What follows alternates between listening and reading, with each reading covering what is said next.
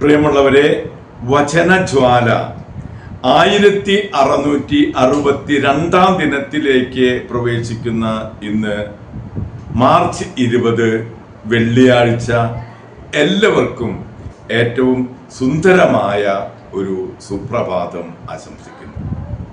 50 നോമ്പ് 34 ദിനത്തിലേക്ക് പ്രവേശിക്കുന്ന ഇന്നത്തെ വചനവായനയിൽ ജെറമിയായുടെ പുസ്തകം 34 അധ്യായം 1 മുതൽ 22 വരെയുള്ള തിരുവാക്യങ്ങളാണ് നാം ശ്രവിക്കുക.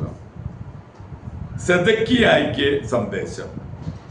ബാബിലോൺ രാജാവ് നബുക്കദ്നേസറും അവന്റെ സൈന്യവും ഭൂമിയിൽ അവന്റെ ആധിപത്യത്തിൽ കീഴിലുള്ള സകല രാജ്യങ്ങളും ജനതകളും ജെറൂസലേമിനും അതിലെ നഗരങ്ങൾക്കും എതിരായി യുദ്ധം ചെയ്തുകൊണ്ടിരിക്കുമ്പോൾ ജെറമിയായ്ക്ക് കർത്താവിന്റെ അരുളപ്പാടുണ്ടായി.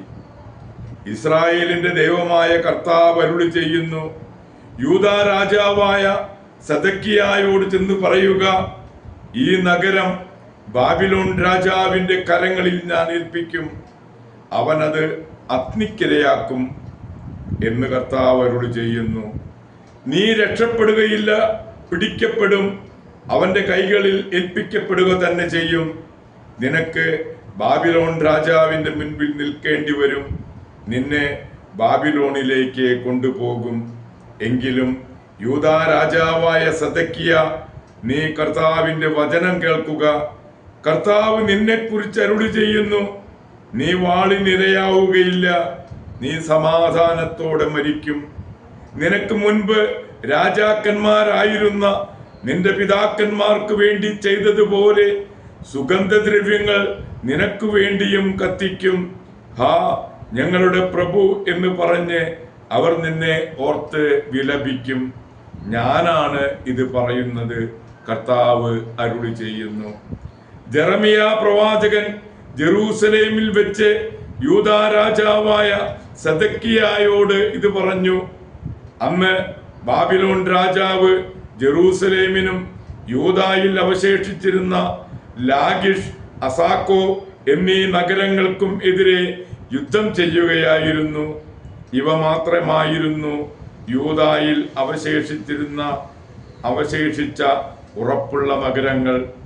തങ്ങളുടെ എബ്രായ ദാസന്മാരെയും ദാസിമാരെയും സ്വതന്ത്രരാക്കുമെന്ന് ഒരു വിളംബരം പുറപ്പെടുവിക്കാൻ സെദക്കിയ രാജാവ് ജെറൂസലേമിലെ ജനങ്ങളുമായി ഒരു ഉടമ്പടി ചെയ്തു. ആരും തന്റെ യഹൂദ സഹോദരനെ അടിമയാക്കാതിരിക്കാനായിരുന്നു അത്. അതിനുശേഷം ജെറമിയായ്ക്ക് കർത്താവിൽ നിന്ന് അരുളപ്പാടുണ്ടായി. ഉടമ്പടിയിൽ ഒപ്പുവെച്ച ജനവും ജനനേതാക്കളും തങ്ങളുടെ ദാസന്മാരെ അടിമകളായി വെച്ചുകൊണ്ടിരിക്കാതെ സ്വതന്ത്രരാക്കിക്കൊള്ളാമെന്ന് സമ്മതിച്ചു. അതനുസരിച്ച് അടിമകൾക്ക് സ്വാതന്ത്ര്യം നൽകി. പിന്നീട് അവർ മനസ്സുമാറ്റി സ്വതന്ത്രരാക്കിയ ദാസന്മാരെ വീണ്ടും അടിമകളാക്കി. അപ്പോൾ കർത്താവ് ജെറമിയായോട് അരുളി ചെയ്തു, ഇസ്രായേലിന്റെ ദൈവമായ കർത്താവ് അരുളി ചെയ്യുന്നു, ഞങ്ങളുടെ പിതാക്കന്മാരെ ദാസ്യഭവനമായ ഈജിപ്തിൽ നിന്ന് കൊണ്ടുവന്ന ദിവസം അവരുമായി ഞാനൊരു ഉടമ്പടി ചെയ്തു. തന്നെത്താൻ വിറ്റ് നിനക്കടിമയാവുകയും 6 വർഷം നിന്നെ സേവിക്കുകയും ചെയ്ത ഇസ്രായേൽ സഹോദരനെ 7-ാം വർഷം സ്വതന്ത്രനായി വിട്ടയക്കണം. എന്നാൽ നിങ്ങളുടെ പിതാക്കന്മാർ എൻ്റെ വാക്കു കേൾക്കുകയോ എൻ്റെ കൽപ്പന അനുസരിക്കുകയോ ചെയ്തില്ല. അടുത്ത കാലത്ത് നിങ്ങൾ അനുതപിച്ച് സഹോദരർക്ക് സ്വാതന്ത്ര്യം പ്രഖ്യാപിച്ചു. എൻ്റെ സന്നിധിയിൽ എൻ്റെ നാമം വഹിക്കുന്ന ആലയത്തിൽ വെച്ച് നിങ്ങളൊരു ഉടമ്പടി ചെയ്തു. അത് എനിക്ക് പ്രീതികരമായ ഒരു പ്രവൃത്തിയായിരുന്നു. എന്നാൽ നിങ്ങൾ വീണ്ടും മനസ്സുമാറ്റി നിങ്ങൾ സ്വതന്ത്രരാക്കിയ ദാസന്മാരെ പിന്നെയും അടിമകളാക്കിക്കൊണ്ട് എൻ്റെ നാമത്തിന് കളങ്കം വരുത്തി. ആകയാൽ കർത്താവ് അരുളി ചെയ്യുന്നു, നിങ്ങൾ എൻ്റെ കൽപ്പന ധിക്കരിച്ചു. നിങ്ങൾ സഹോദരനും അയൽക്കാരനും സ്വാതന്ത്ര്യം നൽകിയില്ല. ഇതാ, ഞാൻ നിങ്ങൾക്ക് സ്വാതന്ത്ര്യം പ്രഖ്യാപിക്കുന്നു. വാളിനും ക്ഷാമത്തിനും പകർച്ചവ്യാധിക്കും ഇരയാകാനുള്ള സ്വാതന്ത്ര്യം. നിങ്ങൾ ഭൂമിയിലെ സകല ജനതകളുടെയും ദൃഷ്ടിയിൽ ബീഭത്സ വസ്തുവായി തീരും. കർത്താവ് അരുളി ചെയ്യുന്നു, കാളക്കുട്ടിയെ വെട്ടിപ്പിളർന്ന് ആ പിളർപ്പിനിടയിലൂടെ കടന്ന് എന്നോട് ചെയ്ത ഉടമ്പടി ലംഘിച്ചവരെ, ഉടമ്പടിയുടെ നിബന്ധനകൾ പാലിക്കാത്തവരെ ഞാൻ ആ കാളക്കുട്ടിയെ പോലെയാക്കും. കാളക്കുട്ടിയുടെ പിളർപ്പിനടിയിലൂടെ കടന്നുപോയ യൂദാ പ്രഭുക്കളെയും ജെറൂസലേം നേതാക്കളെയും ഷണ്ഡന്മാരെയും പുരോഹിതന്മാരെയും ദേശത്തെ സകല ജനത്തെയും അവരുടെ ജീവൻ വേട്ടയാടുന്ന ശത്രുക്കളുടെ കൈകളിൽ ഞാൻ ഏൽപ്പിക്കും. അവരുടെ ശവശരീരങ്ങൾ ആകാശത്തിലെ പക്ഷികൾക്കും ഭൂമിയിലെ മൃഗങ്ങൾക്കും ഭക്ഷണമാകും. യൂദാ രാജാവായ സെദക്കിയായെയും അവന്റെ പ്രഭുക്കന്മാരെയും അവരെ കൊല്ലാൻ ശ്രമിക്കുന്ന ശത്രുക്കളുടെ കൈകളിൽ ഞാൻ ഏൽപ്പിക്കും. അവരെ നിങ്ങളിൽ നിന്ന് പിൻവാങ്ങിയ ബാബിലോൺ രാജാവിന്റെ സൈന്യങ്ങളുടെ കയ്യിൽ ഞാൻ ഏൽപ്പിച്ചു കൊടുക്കും. കർത്താവ് അരുളി ചെയ്യുന്നു, എന്റെ കൽപ്പനയാൽ അവരെ ഈ പട്ടണത്തിലേക്ക് കൊണ്ടുവരാൻ ഞാൻ തിരിച്ചു കൊണ്ടുവരും. അവർ വന്ന് യുദ്ധം ചെയ്ത് ഈ നഗരം കീഴടക്കി അഗ്നിക്കിരയാക്കും.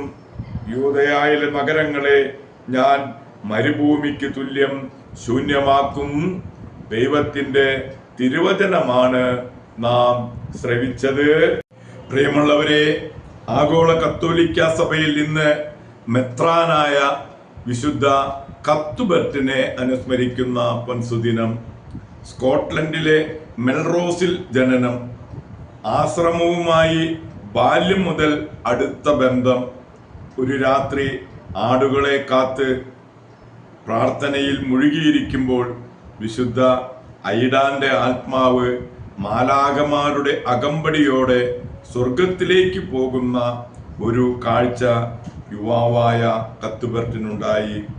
ഈ കാഴ്ച മൂലം മെൽറോസ ആശ്രമത്തിൽ ചേർന്ന് വിശുദ്ധ ഗ്രന്ഥം പഠിച്ച് തീഷ്ണമായ ജീവിതം നയിച്ചു. ഗുരു മരിച്ചപ്പോൾ പ്രിയോരായി തിരഞ്ഞെടുക്കപ്പെട്ടു. അന്ധവിശ്വാസത്തോട് ധീരമായി പോരാടി. പിന്നീട് ഒരു മുറിയിൽ ഏകാന്തവാസത്തിൽ ദൈവസ്തുതി പാടി ധ്യാനിച്ച് ജീവിച്ചു പോന്നു.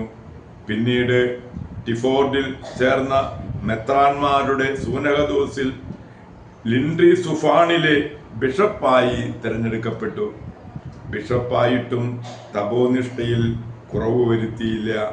ചുറ്റി നടന്ന് പ്രസംഗിക്കുകയും പഠിപ്പിക്കുകയും ചെയ്ത് 52-ാം വയസ്സിൽ ഫാൻ ദ്വീപിലേക്ക് പോവുകയും അവിടെ വെച്ച് മരിക്കുകയുമാണ് ചെയ്തത്.